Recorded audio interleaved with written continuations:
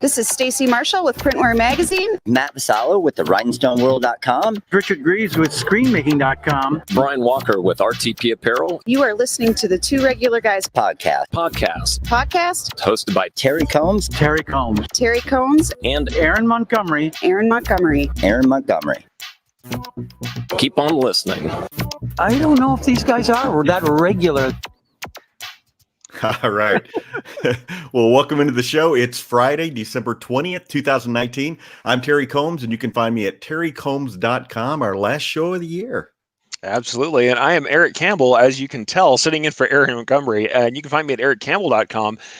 Today, we're going to be digging into planning for 2020, a perennial favorite here at Two Regular Guys. And we're hopefully going to have a conversation with Justin Lawrence about the upcoming ThreadX in Scottsdale, Arizona. Though, you know, if not, I'm sure we'll manage to talk enough to fill the space. Hey, we've been there. It's happened before. Exactly. Aaron had to bail out on us. He is still trying to get that last 1,000 orders out the door and pick the gift. So he tossed it to Eric at the kind of the last minute. But I'm sure that we will have plenty to talk about. Eric, you did an article on planning recently, anyway. So yes, I did. I actually have a two-parter. What people don't know, which is going to be cool, is it's actually a two-part article. But the second part's coming out a little later. But yeah, the first bit.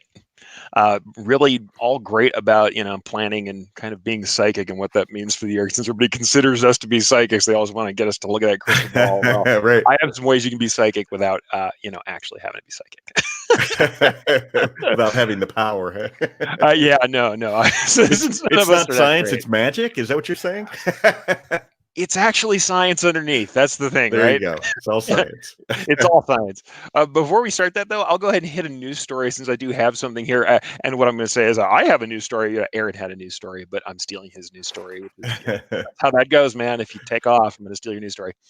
Anyway, so here's the news. This is a friend of the show and guest, Josh Ellsworth from Stahls, has been promoted. Group Stahls announced the promotion of Josh Ellsworth to Senior Vice President, Dealer Enterprise Sales at Group Stahl. He's an expert in the field of heat printing, as we know, but he's been really well known for his work as an educator. According to the company, he has created, written, and been featured in more than 1,000 educational videos. I believe that. And he writes a column for Printwear Magazine and contributes to other industry resources. And additionally, he delivers educational seminars at trade shows around the world. You know, I know a few people who do that.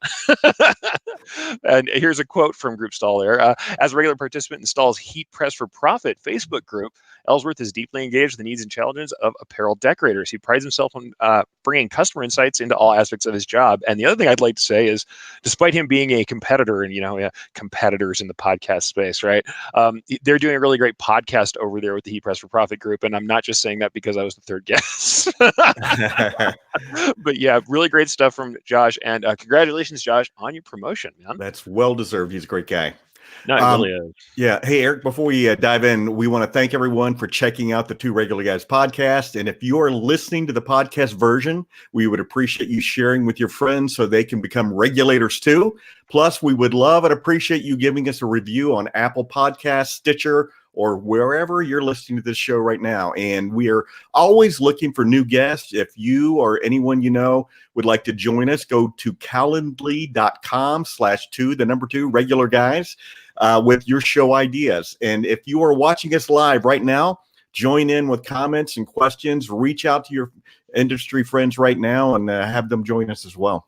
And also, I'd like to jump in before we do that. We actually have some of our regulators on who have already saying good morning. We totally have everybody talking in the group. We have Christine Shreve. Good morning, guys. Happy last Friday before Christmas. And actually, as you can see, I'm going to drop us out into another view. I've got the little tree up behind me. We are in full spirit right now. So we're trying for that. So thank you, Christine. Good morning. And we have Curtis coming on saying good morning. And Cindy Kite King, who we've talked to and had on the show before. Hey there, it's crazy time. Absolutely it is.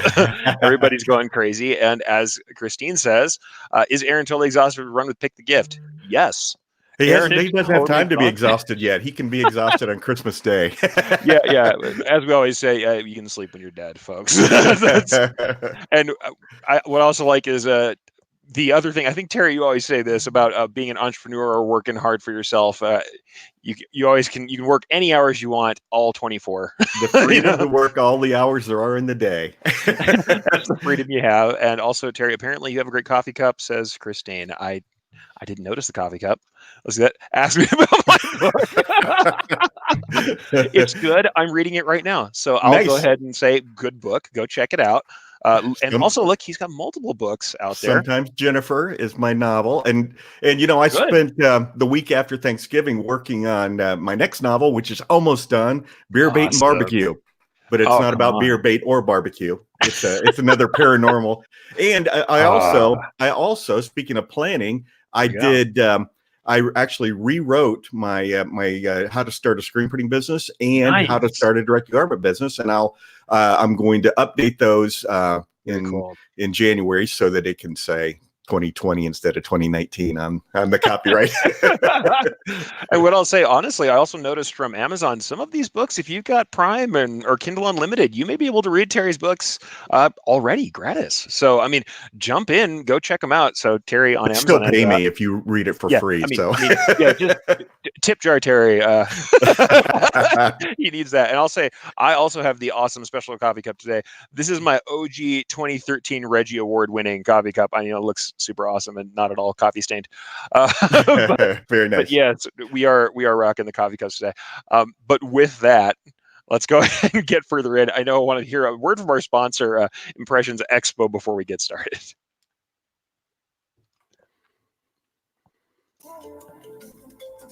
What is Impressions Expo? Impressions Expo, formerly ISS, is the premier trade show dedicated to the imprinted and decorated apparel industry. 5 shows are produced annually in each region of the U.S., including Long Beach, California, Atlantic City, New Jersey, Orlando, Florida, Baton Rouge, Louisiana, and Fort Worth, Texas. Each of the 5 annual shows also features over 30 seminars and hands-on workshops in categories such as screen printing, embroidery, digitizing, digital decorating, and much more. Visit ImpressionsExpo.com for more details and see us at the shows in 2020. Exclusively for Two Regular Guys listeners, the Regulators, use the promo code Regular Guys IE. Again, that is Regular Guys IE for a free Expo pass. All right. Well, thanks again to Impressions Expo, and man, we're a month away from Impressions Expo Long Beach. Yeah, that's a little crazy. Like they talked about all those seminars, and the first thing, every time I hear it, my heart drops just a little bit. I'm like, oh wow, I got a lot of stuff to produce for that. I'm ready to produce classes, but I'm sitting here. I've got 4 sessions, and for me, that's a lot of sessions. That's a lot of sessions for Long Beach. So I'm feeling it. I'm feeling that month coming up, folks. I'm happy to have you out there, but there's a lot going on in January. I'm gonna think about it after Christmas. I mean, hey, I've done my slides for 2 seminars, and I just need to kind of polish it off a little bit and get ready to go. One of my seminars is going to be a free seminar out on the show floor for 45 minutes, so that'll be kind of cool. I'm looking forward to that. It's cool. You're a new screen printer. Now what? That's one of the best titles, man. I love that one. I know I've got kind of the usual stuff. At the end of the show, maybe I'll list off the stuff that I've got coming up. But one of the cool things that I've getting to do this time around that's different is a panel. I haven't done a panel yet, which is really awesome. The good people at Madeira are putting this on, and I'll have to admit I can't remember everybody's on it off the top of my head. But awesome digitizers and people who are experts in the industry, like just embroidery panel where we talk about excellence embroidery and what it takes to get there. And we're going to do Q&A. There's live Q&A with like 4 of the most experienced people out there, and me. I mean, when I first got into the industry, I used to love to go to those panels, and it's we're going to be taking care of the panels at the DAX shows upcoming. The 2 regular guys will be hosting that, and we'll be doing a panel each day. And Christine Shreve has already ask us to be one of those folks. And of course, she was at the top of our list anyway. So, Oh no, the panel there is going to be really great. I mean, there's some new stuff coming up at DAX that I just can't wait for, and especially there's the decorated community stuff going on there too. Going to have a booth there. So honestly, shows are looking great this year. If you have not been out, this is a good year to get out, especially if you want to see any of us, because I mean, we're at the shows and we're at a lot of them this year. I mean, Terry's at all of them anyway. you know, I got an email from American Airlines today reviewing my year, and one of the things that it said in the review that I spent 175 hours in the air in 2018. Like, holy cow, that's a long time to be sitting in an airplane seat. And you did that intentionally, my man. I know. I was not forced to do any of those trips. That's rough. That is super rough. Oh, also, we got Christine once again. We'll bring her in. So excited about the panels at DAX. Something new that I think will be really useful and entertaining. And I can't help but agree, and not also because I'm probably going to be up there with part of the panel. There's something about this new kind of movement we have to do Q&A, to do a little bit of live unscripted stuff that I really like. I'm hoping that this is something that takes off. I know even at Impressions Expo too. I know Marshall's doing one. I think it's Marshall and Alan Howe are doing panels very similarly too, where they're not doing a lot of prepped stuff. It's a lot of questions. So no matter what part of the industry you're in screen print, you're in DTG, you're in embroidery, it seems like there's more chance now than ever for you to get your actual questions answered. So it's really cool. Unscripted. That's what we're all about. Apparently, especially as today, before we transition very much further, we were going to have an interview with Justin Lawrence of Oklahoma Shirt Company, but he's not here, folks. So instead, I think we're just going to talk a little bit about ThreadX 2020, and I'm mostly going to kick it over to Terry because I have less than Terry does to say.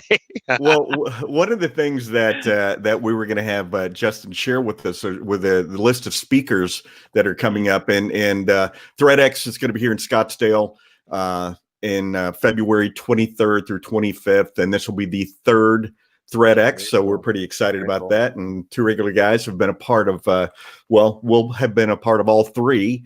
Some of the folks that are going to be speaking, Jason Murphy from Sanmar, who's a great friend of the show.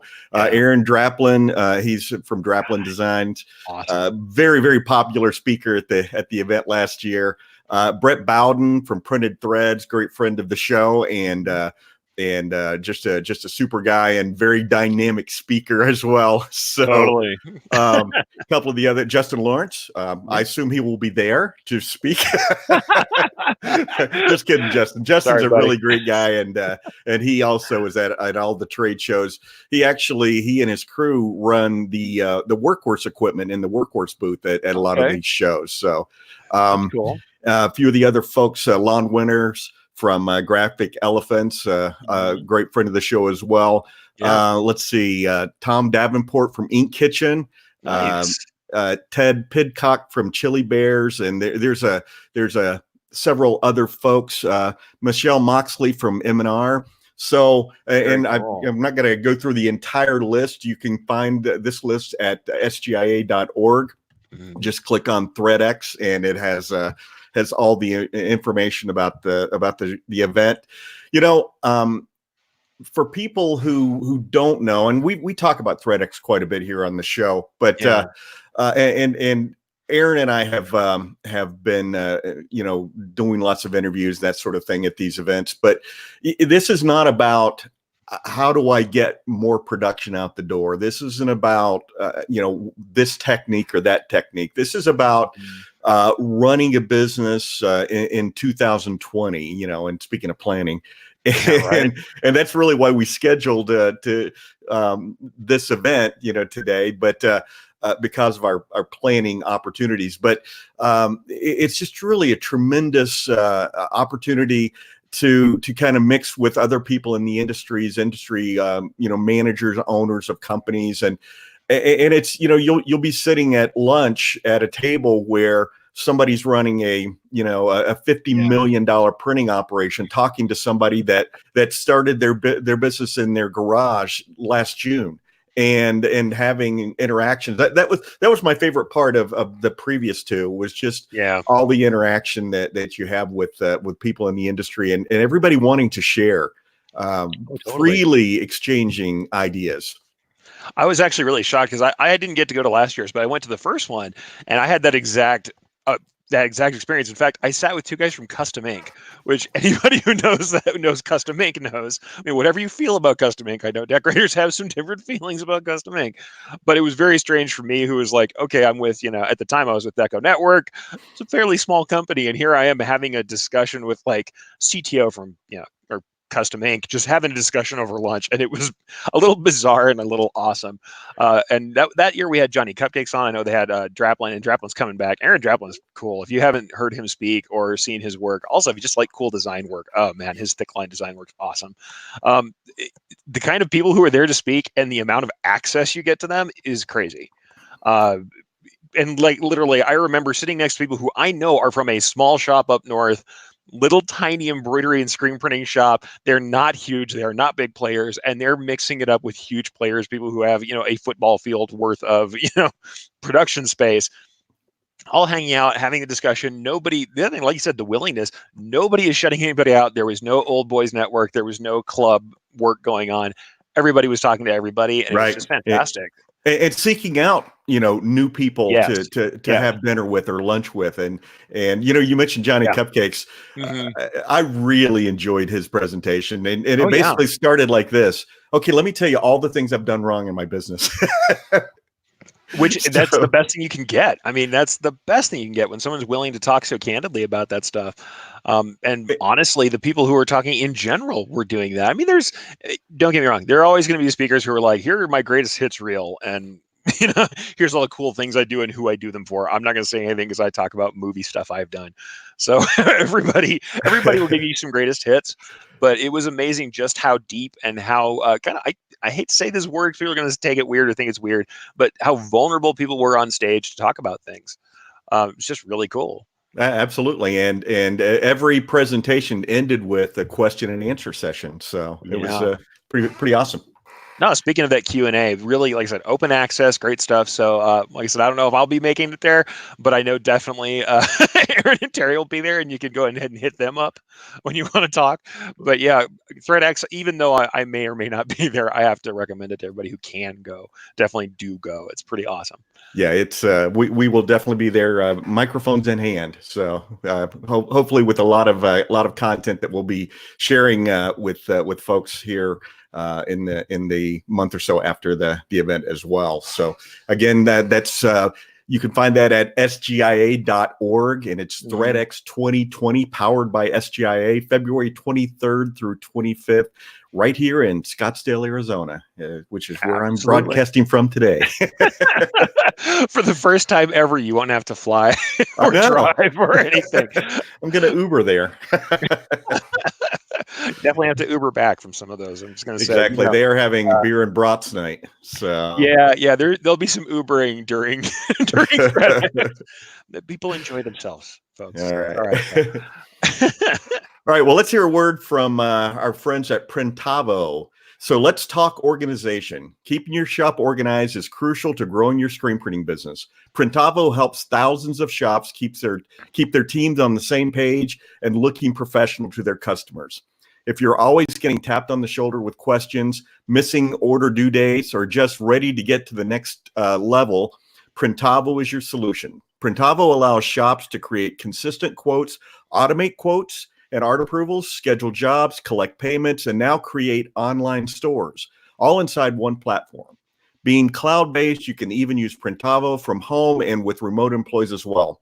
Printavo has a free trial and demo, which you can sign up for at their website, printavo.com. So thanks again to our friends at Printavo for being a part of the Two Regular Guys. Yeah, always great to have them on and see what they're doing. Once again, another company that's really listening to people and doing a lot of content themselves. Print hustlers. That's guys from Printavo. So good to see that going on. And speaking of planning, good thing to get yourself all put together. Right. Now, first, I'm going to kick this to you because I know that you guys like to talk about what you talked about last year for planning. So exactly. What was it? What were the topics that we really brought up for 2019 planning? Well, my topics were new mindset for changing marketplace. The time is at hand, and that Amazon mentality was what that conversation was all about, and it continuing on. Micromanagement self-evaluation. The only problem with the micromanagement self-evaluation is most people who are micromanagers would never do this evaluation because they don't think they are micromanagers. Well, even if you are, it's not like you want to admit it, right? Exactly. As Aaron and I often joke, I'm writing a book called "Micromanaging Your Business to Success." Trick, don't. Exactly. It's a here's what not to do in your business. But bonuses and rewards for your staff was the third one that I offered. And then Aaron, his three topics were: do you have a business plan? And we know that's a big area of interest for Aaron, and he had a lot to say about that. Be more customer centric. And then his last topic was learn to say no. So we were in our element, doing that, doing all those topics. Yeah, learn to say no. Aaron, you're out there working so hard right now, man. You gotta learn to say no, buddy. He's been sleeping at Pickby. Yeah, I know. Well, I'm teasing him. Why am I teasing him? Because here I am last night, I'm going to go ahead, since I talked about being vulnerable. I was not prepared for the planning conversation, but went back. Luckily, since we talked about the fact that I wrote something that I'm using some of the points from, I was putting in stuff into our outline for the show today about, 30 minutes ago. I was finishing up what I'm going to say as far as my planning segment. So maybe I should learn to say no. As part of my planning, I saw Aaron's note this morning that he sent yesterday saying, "Hey, can you guys cover?" Imperfect people teaching you, but that's good. Well, I think we're all going to be have a little break here. I don't know about you, Eric. We're Equipment Zone's closed Monday and Tuesday, and so I'm about to start a 5-day weekend. My son Chris gets in from New York City tonight, and so we're gonna start the holiday. The Kansas Jayhawks, number 1 Kansas Jayhawks, play the number 18 Villanova team tomorrow morning at 10 a.m. my time. So maybe what do I say right there? What do I say? Rock chalk? Is that it? Rock chalk Jayhawk. How'd I learn? Just from listening to the two regular guys. This is how you learn. Be a proper Kansas fan. And honestly, I'm absolutely not getting a break. I'm not getting a break, but here's what I'll say is when you work in a more retail situation, and that's what I'm doing right now, I'm working a lot for Amazon. I have been insane during the holiday season. So when you do anything where you're working through big companies like Amazon, so we're talking about their stuff, I actually do some stuff that's fulfilled by Amazon, which means I have to watch Amazon like a hawk right up till the last couple of days. Between that and long-term projects for some embroidery assets that I'm working on, I'm actually digitizing quite a lot, which though I do promise while I'm producing a show, unlike when I used to be a guest, I am not digitizing on the other monitor while we're talking. Right. So, just so many things, so many balls to keep in the air. But I do have to bring a couple people in here. We have Christine talking about writing a book about what not to do in your business is on her list too. And what I'm going to say about that, a lot of my early stuff that I wrote, and I'm not going to talk about which shops I was working at the time. Many of my early things that I wrote for the magazines were really informed by all the stuff I saw going wrong. It wasn't all the stuff that we were doing right that was teaching me all those lessons. So some of that happens. when I teach my my 2-day screen printing class, I always say this class is based on 35 years of me standing in the middle of my production floor going, there's got to be a better way to do this. This is true, man.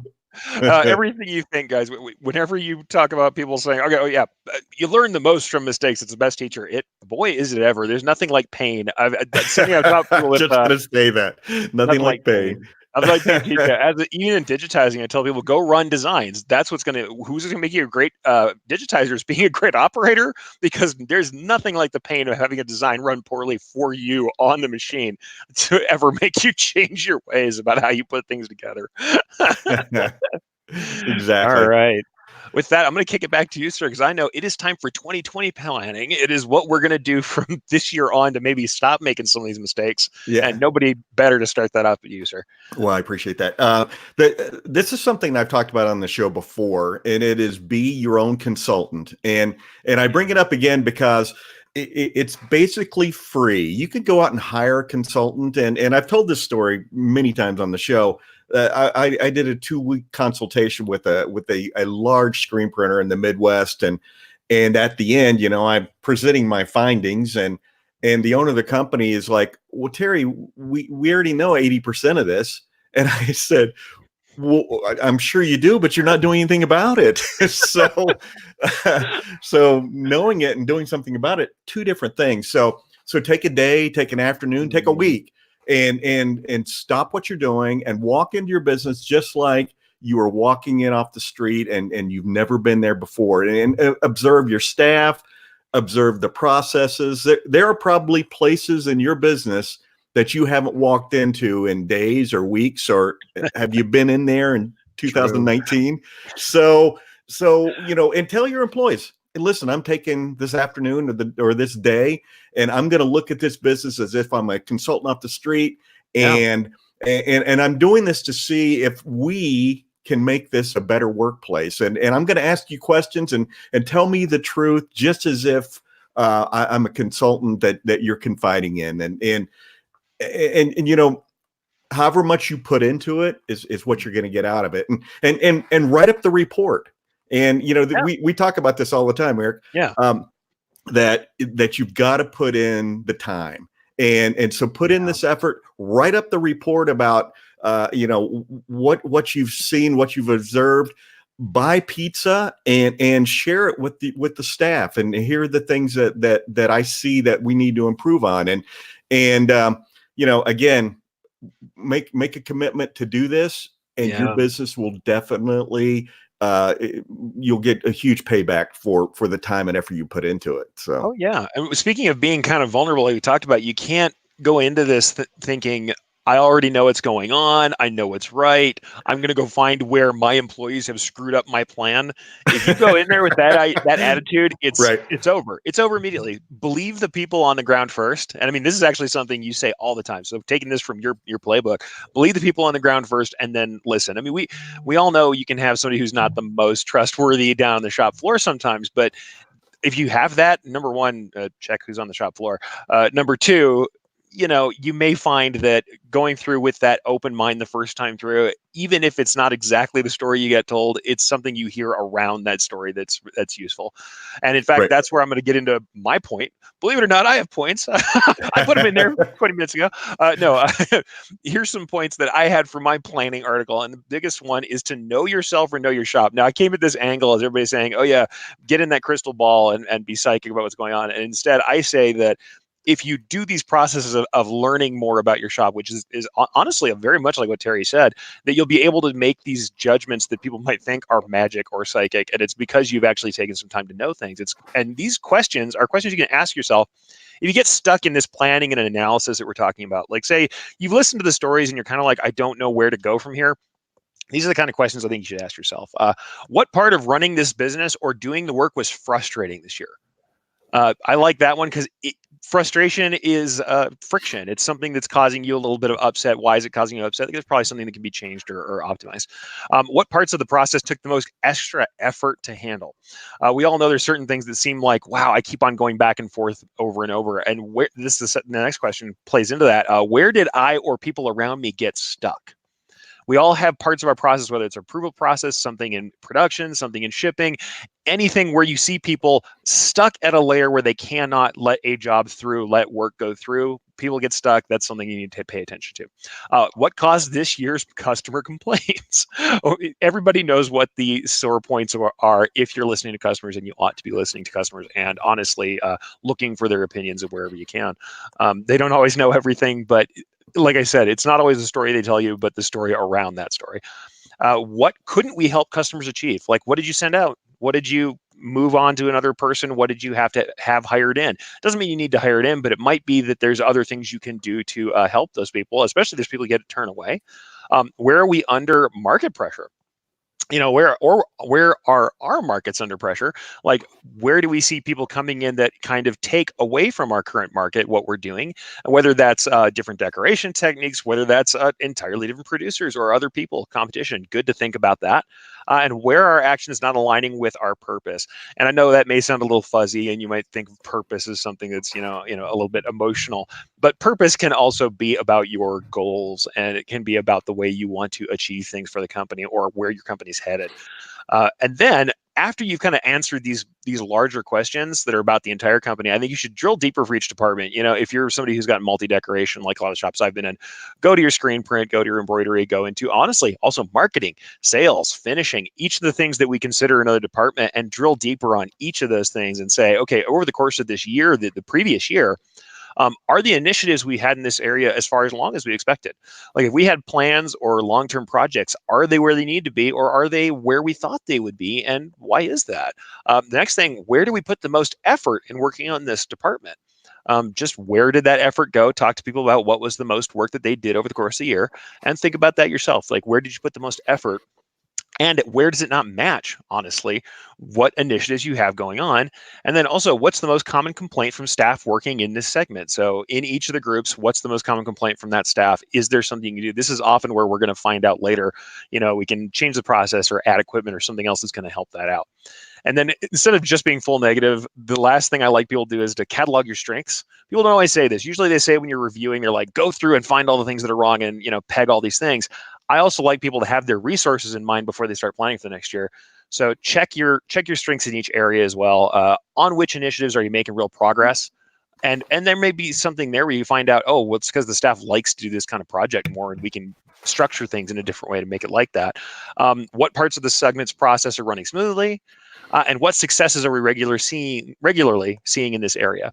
So once again, you want to just take all this stuff, write it all down. I really think writing stuff down, and like Terry always says, get out that legal pad. Sometimes a little physical writing, it's good to keep that in mind, and it helps you process stuff. There are studies saying that engaging your body and your brain together are going to help that process a little better. Write it all down, even if it sounds silly and unimportant.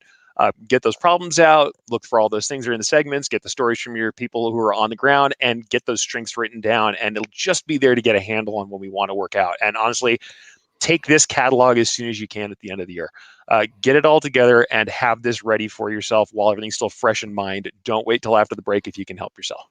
Stop and do some of this stuff now. Very nice. I like the idea of having a focus on the positive, because there's so many businesses where, especially like with employees, that your focus is on the employee that's not doing their job properly, rather than pointing out to everyone the person or the people who are doing their job, in a positive way. That person that volunteers to stay late, that person that has never taken a sick day. Those are the people that you should be talking about in front of the group. And because people gravitate towards where the attention is. If the attention is towards the problem employees, then people might become problem employees to get some of that attention for themselves. So that's kind of a that's what you talked about last year, wasn't it? It was rewarding employees. It was part of the thing you had as one of your goals, is for people to think about, is getting into that reward mentality. And I also think when we're talking about what we do as far as sales too, people are always talking about wanting to get into new segments because they're missing out on sales. And I'm like, why aren't you selling harder into the ones that are running really smoothly? Like if your embroidery department is awesome and gets jobs out all the time and they're running stuff out by 3 p.m., then your salespeople should be selling embroidery like crazy, because you have a well-oiled machine back there. Don't focus on, man, I really wish we had that DTG machine. Now, I want you to get that because, number one, I want you to go buy it from Terry. But second, I want you to expand when you have a market. That's that market pressure we talked about. But also, why are you not, when you have something that's running really well, or employees who are doing really well, why are we not feeding that? That's where that positive stuff does play out. And you need to direct your sales staff to that, because if they don't have a direction, they're going to go for the low hanging fruit. They're going to go take whatever order that they can get a commission on. So that's just a fact of life. So you need to explain to them why that they need to pursue this particular type of order or whatever. So, absolutely. And honestly, I want to bring a couple comments before we jump in. I know Terry's got more good stuff coming on, but here's Lisa Shaw bringing in frustration jumpstarts changed in my world. I'm going to say yes. Frustration and friction, very often the same thing. We can find that out. And then also Christine I like a good SWOT analysis. Absolutely. Strengths, weaknesses, opportunities, and threats. If you look over that questionnaire that I just put together, it was a friendlier way of doing a SWOT analysis. It was a friendlier way of putting something very similar to that. So yeah, definitely look at SWOT analysis in your categories. Absolutely. When Aaron hears this show, he'll have a little tear in his eye. I know, he sounds could have said just like that. the words right out of his mouth, right? You could have been here, buddy. You could have been talking SWOT analysis. Come on, dude. All right. Well, Yes. my next category is basically be an order that travels through your process and your facility. In other words, walk through as if you're holding that order in your hand to every Nice. step in the process. And the reason for this is, see what the roadblocks are. At every stop along the way in the art department or wherever this order goes, the order entry department, what are the roadblocks? Talk to everybody along the way and say, what would make this better for you? And oftentimes it's just an easy fix. But over time, some things change, and maybe you're doing steps that aren't necessary. A couple of examples, when I was talking to some folks about getting orders out the door at a consultation I was doing once, and they said, well, we have to wait, 3 or 4 days to get the order here. And I'm like, well, why do you have to wait 3 or 4 days?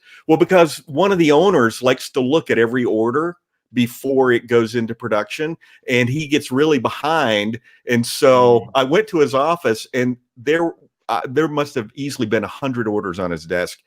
And I said, Nope. I know you want to look at these orders. Could they just make a copy and put it in your inbox? Oh, yeah, sure. And so just as easy as that. But he was an owner. Nobody wanted to say to him, hey, could you get that order to us? And so, and another example that I've used here on the show is following the order process. That's something that I would do as a consultant. And I was watching the art director recording film positives in a book, in a log. And then I look up on the shelf, and there's like 7 or 8 of these filled, 3-inch binders. Mm-hmm. And I said, who takes this off the shelf other than you? I don't know. And I said, have you ever seen anyone take this off the shelf and look at it? No. And I said, well, we'll stop doing it. And she said, but it's part of the process. And but why? Yeah. I don't know why, but when I came here, they told me to do this, and she was just all in a twist. She was just like, she went to the president of the company and said, that consultant guy is telling me not to do this. And he asked the same question. He goes, well, what do you do with it? Nothing. Well, he's right. Stop doing it. So, sometimes we lose track of things, though. And again, there may have been a purpose for that at some point in time, but it had long passed. And so change is difficult for people, by the way. Oh, yeah. Freaks them out a little bit. I honestly, being in the embroidery world where, yes, indeed, some of us still use, floppy disks on our machines, and admittedly, these machines still run. You're the guy. But yeah, some of those guys still do it. And honestly, where people still to this day are using kind of the job jacket system, they're using, manila envelopes with details written on them and disks stored in file cabinets. If I can convince you guys to do one thing, quit doing that. Save all those somewhere on the cloud and somewhere locally. Don't put floppy disks in a file cabinet and hope that they don't die. What about what happens in the zombie apocalypse? All that stuff's going to be lost. I mean, feel free to put the cabinet. Just back it up first, guys. Hit up some Google Drive or something before you do that. I mean, I no problem with floppy disks. However you get your SneakerNet stuff to your machine is fine by me. However, change is hard for people to get through. And sometimes you're right. I've had people where they put in a system, but they're still backing up with paper all the time. I'm like, nothing wrong with the paper system. Works very well. I've been in paper shops myself, but boy, having something centralized where everybody can see it and you don't have to worry about it and people aren't chasing paper around. The guy with all those jobs on his desk who flatly just go, oh yeah, I just have a copy. Maybe he needs a copy of your book, Micromanaging Your Way. That's exactly that right. sounds like some micromanaging, seriously, man. That's not good. Anyway, I'll transition from that into my next little section. And for mine, this was to go on from the questionnaire that we talked about earlier. into what I call prefiguring or preparing. Since we were talking about being psychic, once again, prefiguring, thinking about it, we're precognition, trying to know something before it happens. What I want people to do is to actually take a little time, and this is kind of, we were doing something a little external, this is more internal, to envision your year. Think about what the year's going to be like.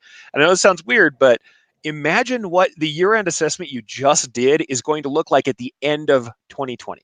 At the end of the next year. If you're looking at that and you imagine to yourself, this has been a great year. I really have done what I wanted to do. What would you have replaced, resolved, or achieved? What are those things that you want to have done? What are those goals? And which of these things do you feel like I want to have had these really in the pocket? What are my top things I want to resolve, especially after you've done this questionnaire? Also, where would you like to be, either personally or as a business? What results need to be different for you to mark the year as successful?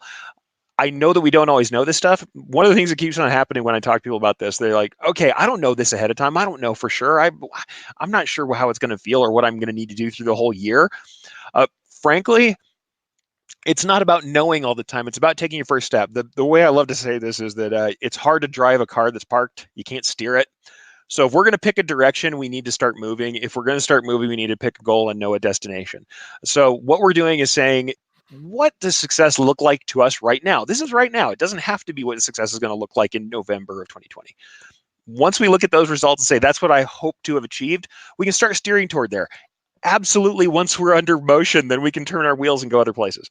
So, think about those goals first. Think about what it's going to be. So, and then you have to look at those resources we talked about. Remember how I said, look at the strengths you have and what's really running? You have to examine how those goals you've come up with align with the resources you currently have, because that's where we're going to find our gaps. You look for holes in your coverage. Which problems and goals that you have can't be assessed with the strengths and the resources you have now? Which of those problems that we found are actually critical and need to be fixed for us to get to those goals? Because some of the other things we'll find, I've had people talk about this where they're like, one of my problems is you had your example of the people logging stuff. Yeah, my screen maker's not logging everything up in those books. And you're like, does that matter? Well, then don't fix that. Yeah, maybe you don't like it because you like the logs for reasons. But, if there's not a real problem and it doesn't actually align with a goal, then don't worry about it too much, as long as time's not being wasted on it. And in fact, what you'll find sometimes, once in a while, there are some people who are just the right kind of lazy or procrastinator, which what they're doing is actually putting off things that aren't important. Watch for that. Sometimes people aren't lazy because the thing they need to do is useful and they're just lazy people. Sometimes it's because the thing that you're having them do doesn't actually affect production and you're not on the floor and you don't see it. And what they're avoiding is busy work. So look for real holes in coverage that address the goals you have, not just things that you think you need to do. So what is missing to enable the changes you want to make?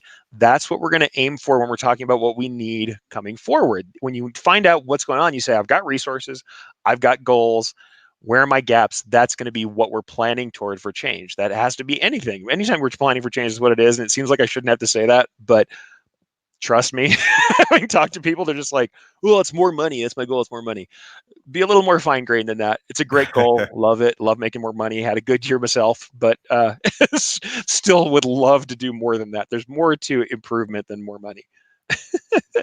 True enough. Actually, we've got some people checking in. Since you mentioned this, I'm going to bring Christine in. Are the zombies going to want embroidered apparel, Terry? If not, I guess the least of our problems would be needing to retrieve some designs from a disc. Embroidered apparel is forever, Christine. Really? I always joke with Aaron about that because he always makes fun of my junior yellow legal pads. And I said, I always tell him, but I'll still have all my notes during the zombie apocalypse, and yours will be gone. This is true.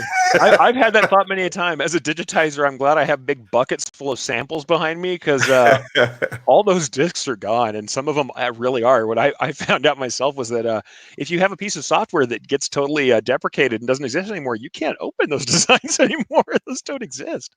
And I feel this as Cindy jumps in here. Once again, one-time guest. Hey, some of my machines still use floppies. Actually, they all do, but some are direct from the computer. Hey, there's nothing wrong with floppies. I'm not coming for floppies. And here's Lisa. Mine too. Some machines are workhorse and we love them. Hey, guys, I'm not coming for your floppies. It's okay. You can have your floppies. No problems there. And then Terry, one great comment from Terry. Process maps. Yes. Yes, process maps.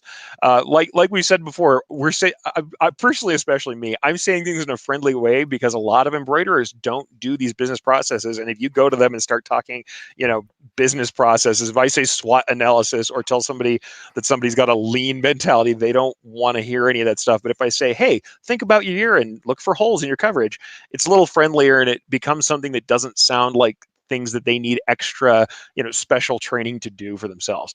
So yes, absolutely. Process maps, flow charting, SWOT analysis, please, all of these things. But essentially, that's what we're doing in a friendlier fashion. All right. Speaking of maps. Yeah, do it, man. My next point is to map out by month how to improve your company culture. And maybe that involves going out and buying a Terry's Big Book of Travel 2020, and every month take the opportunity to every month do something to improve your company culture. And maybe you think that, hey, mine is perfect. There's always room for an improvement. And if you think it's perfect, it's not. I'll just tell you right now. So, and that just like I was talking about before, 80%. We know 80% of this. Well, this is an opportunity to do something about it and chart it out. In January, this is the one thing that I'm going to do to improve my business. And so what you need to do, step one, sit down and think about what improvements need to be made. Step two, think of one thing that you can do to move towards that goal. Because if you try to do it all, you won't do any of it. Yeah. Step number three, and this is based on, do you know why sales reps and company owners don't want to follow up with customers? They don't want to hear bad news. So it's true. All the more reason. Well, so in this one, I'm not talking about talking to customers, although that's a good idea. Sure. Talk to your staff, about ways to improve the company, and talk to them and tell them, tell me the bad news. Tell me what's difficult around here. But more importantly, tell me one thing that would make this a better work environment for you. And so, and here's an example. Every month, maybe I always talk about buying pizza and getting everybody together, but at that get together where you talk about where we are and what we're doing, recognize people for some of the little things they do that make the company better, that makes it better, a better work environment with everyone you work with. So, again, people don't take the time to plan towards improving your company. You need to do it, but I'm just too busy right now. Well, take a little time between Christmas and New Year's and think about those things, and your company will be better. Your employees will appreciate it more. Most of us spend most of our waking hours at work. You want it to be a great environment, and I just go into so many businesses that it's such a negative culture, and for anybody, just last week, somebody said to me, well, you know what it's like having employees, and I joke about that, but that attitude, your employee's attitude comes from you. Your company culture is a total reflection of owners and managers. It's not from the bottom up, it's from the top down. So some of these improvements are things that you personally need to address with the way you treat your employees, with the way you treat your company. Absolutely. I can't speak enough to that. My experience in the industry at being a production guy, being on the floor, and certainly being on kind of both sides of that, managing in some respects, absolutely changes depending on who's in charge and how they act about things. And honestly, right. I know we talk about stuff that sounds, once again, a little fuzzy. It sounds a little fuzzy, a little emotional sometimes, but it is because we're not robots. The people who work with you and for you aren't robots, and nobody acts like a robot. A lot of what happens is because people feel badly about something. Right. That's not a weakness they have. That's an inevitability of being human. And so we have to think about that stuff. And once again, Terry's recognition, absolutely true. It's an almost zero cost thing you can do that immediately improves your business. Right. Exactly right. I can't tell you as a worker, as someone who wasn't owning the business, I have to say absolutely changed how I felt about what investment I put in. If I, number one, saw the investment the boss was putting in, number two, got recognized for the work that I did. Because you'll also find, once again, squeaky wheel gets the grease, as we say. Frequently, it's the people who aren't doing their job who are constantly getting attention, and those of us who are hard workers who take things over often and kind of fly under the radar. And so most definitely you want to look for those people and recognize them and make sure they understand how important they are, because also you never know when they're going to go. They may find somewhere else to be where that happens for them already. So good for employer retention, good for morale, and good for getting the business going. Who doesn't want to work harder when they believe in what's going on compared to when they don't think that they matter? Exactly. Absolutely. And so I have to echo Terry on this one. I'm actually not going to jump into a bunch more in my own steps, but just to say, absolutely, take one thing, plan actionable steps to either get the resources you need or to make those changes. And this is the kernel of it for me, is to start small, definable, and accessible, and then work your way up. So you're not going to, once again, how do you eat an elephant? One bite at a time. You don't want to say, okay, I want $1 million more in sales, and you're not going to do that tomorrow. You're not going to say, I want to add a new process to my shop. That's not happening tomorrow, not even if they deliver the equipment in the morning. By the end of the day, you're not having that equipment up and running and fully running out jobs. You need to take things one bite at a time, and that's okay. There's nothing wrong with that. Also, sometimes goals aren't 2-week goals, they're 6-month goals, and that's okay. But that means you need to have a Tuesday goal that's going to get you to your 6-month goal. So definitely one bite at a time. And actually, we've got some good commentary on here too. Here's Christine, who's always awesome. I'm a big fan of focusing on the one thing rule. Makes things much less overwhelming, much more likely you'll do one thing. If you look at the whole mountain, you'll never take the first step. Absolutely true, especially people who are busy and beleaguered, especially as they often are at the end of the year or just starting up. Absolutely, you have to get them on board, and that means making it look a little bit more accessible. And then here's Cindy being funny. I love this. I'm going to tell my husband / boss to treat me better in 2020. Do. Absolutely, Cindy, and he should. You can tell him that the 2 expert consultants told him to do so. Christine, also, the owner-manager sets the culture, and a positive owner-manager can make such a difference. Absolutely, people. And one time that I have to bring in what Terry said earlier, because Terry comes in and says, some employees are introverts and some are extroverts. Get them all the same page to be a dynamic team. And I think that's what Terry said, bringing everybody together and listening to the stories that are on the trade show. Oh my gosh. That's how my mind is in trade shows, guys. On the shop floor, you want to get those stories and listen to people. And that's why. So that's awesome. All right. Well, I think we've come to the end. Yeah, I believe we actually have. So, I think it's about time. And sorry, I think I just stepped on your line, sir. Let's hear a word from our sponsor at Ace Transfer.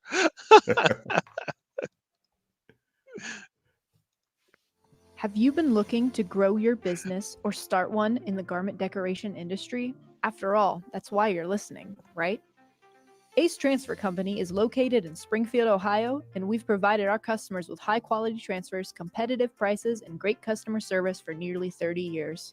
Ace Transfer Company offers a wide variety of garment decoration services, including screen-printed transfers, contract screen printing, direct-to-garment or DTG, dye sublimation, signs, banners, heat transfer vinyl, pressure-sensitive vinyl, and more. Use your own designs or have our in-house artists assist you in creating eye-catching transfers. At Ace, we are dedicated to helping your business succeed, so print your vision at Ace. For more information, visit our website, acetransfercompany.com. Send us an email at acetransco@gmail.com. That's ACETRANSCO@gmail. Or give us a call at 800-525-3126. All right. Well, thanks again to David Shaw and everybody over at Ace Transfer. We appreciate your support of this show right from the very, very beginning. So David checked in today, so David's watching. Thank you for tuning in. Also, awesome to have you participate, sir. All right. Well, what do you have coming up, Eric? Oh, let's go ahead and start off with the big scary one for me somewhat. Demystifying Digitizing webinar is coming March 28th, 2020. Now, I've got other stuff coming up first, but this one I want you to get into earlier. One of my trade show classes, like I said, I've got my mind on the trade show floor, finally being taught online. So if you want to get better running, bolder, more beautiful embroidery with a faster cycle from concept to completion, you can join in at a link that I'm throwing in the comments right now, ericcampbell.com/demystifying digitizing webinar. And you can actually get early info. There's going to be some free ebook content going on there, and you'll get early prices for this webinar. So for all of you who said you don't come to X state, yes, I know I don't come to all the states and I don't come to all the regions of the country, but this is your chance to see me online doing that. The next thing, as y'all know, we're coming up to Impressions Expo Long Beach. That is January 17th through 19th, 2020. And I will have 4 sessions that I'm participating in. Wow. Digitizing and editing lettering and fonts. Good designs from interview to execution, from hobby to business, avoiding pitfalls of the path, from prosumer to professional. Wow, a lot of alliteration in that one. And elements of excellent embroidery, and that's that panel discussion with Madeira. So check in for that. Unfortunately, the cheap signups are done, but it's still time for you to get in and sign up. And honestly, I have people come in on the day and sign up, so would love to see you in any of those. And we also have DAX Kansas City coming up shortly thereafter, February 21st through 22nd. And I'm doing the longer session for me is debating digitizing, expert answers for the digitizing curious. You're thinking about bringing digitizing in-house. This is how to do it and why or why not to do it. And the other one is treatments and digitizing techniques for specialty threads. So lots of educational opportunities for me coming up. I mean, it's something that we always do, but it's a lot this year and finally online. So everybody who's been asking, there you go. You got more of me than you probably want. Very good. What do you have going on, Terry? I have my upcoming complete screen printing business course. Atlas Screen Supply in Nashville is going to be February 15th and 16th. Workhorse products in Phoenix will be February 29th and March 1st. January 16th, I'll be presenting 10 things you need to know about DTG printing. And that's going to be the day before Impressions Expo opens up in Long Beach from 1 to 2:15. And then on January 18th, I mentioned this before, I'm going to be on the trade show floor presenting I'm a new screen printer. Now what? That's a free event from 12 to 12:45. Aaron always says, you can't introduce yourself in 45 minutes. So at DAX Kansas City, I'll be presenting on being a great screen printer. And that's going to be Saturday, February 22nd. And February 23rd through 25th, the 2 regular guys will be on the air and interviewing guests at ThreadX 2020, powered by SGIA right here in Scottsdale, Arizona. All my upcoming events are on my website, terrycombs.com, under the heading Tour Dates. And you want to share some of Aaron's events? Absolutely. I'm going to do that. And I got Terry's link in the comments. As I've been doing as we go through, there will be links. You see me looking down in the corner. That's what I'm doing. A squirrel, as Aaron says. But Aaron has some stuff going on. The big thing that I think he would love for us to announce is he's doing a series of 5 success key videos and webinars with Todd Downing, a friend of the show, Todd Downing, and guest. Check out the details at OurSuccessGroup.com. And if you use the code EARLY, you'll save $25 on that. And I'm throwing that out in the comments as well. The next thing he's got, digital marketing, growing your business with email marketing at the 2020 International Awards and Personalization Expo, Tuesday, February 18th, 4:30 to 6. Social Media 101, Why and How, same expo, Tuesday, 8 to 9:30. And there's a sublimation panel Wednesday the 19th, 6 p.m. Same thing at the International Awards and Personalization Expo. Also at DAX Kansas City, brave man here, Aaron is bringing his wife up on stage with him so she can give us the real dirt on starting with e-commerce, what works and what doesn't. I know my wife likes to talk about what I do in my classes, so I'd love to bring her on and let everybody answer her questions. And also, we are all going to be working at the DAX shows with the decorators community. So that should be really cool. And we want to see you guys out there. Really fantastic stuff coming up from Aaron and from everybody. So great to have you guys kind of checking in with that. But with that, we are just going into bonus time. I mean, we started a little bit late, so I think we're just hitting it. And we've come to the close of another show.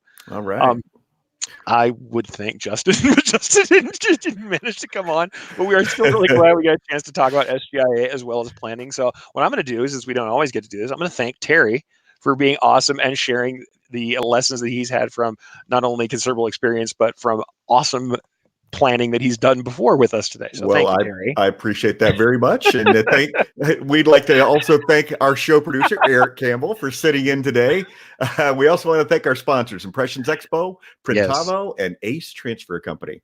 So next week, as you guys know, it is the Christmas holiday. So no show. But on January 3rd, we're going to discuss 10 things we'd like to see in 2020. And I'm pretty sure we'll actually get Aaron back for that one. So I'll fade back into the mists and produce from behind the scenes again. But what we do want to do is go ahead and wish you all Merry Christmas, Happy Holidays, and a Happy New Year. Absolutely. Until then, I'm Terry Combs. He's Eric Campbell, sitting in for Aaron Montgomery. And we are the Two Regular Guys. To Two Regular Guys. Check out our website at tworegularguys.com. That's the number 2, regularguys.com. You can also interact with us over at our Facebook page, facebook.com/tworegularguys, or send us a tweet, twitter.com/tworegularguys. And we have a YouTube page. You can find all that from our website, tworegularguys.com. Thanks for tuning in, and we look forward to spending some time with you again next week.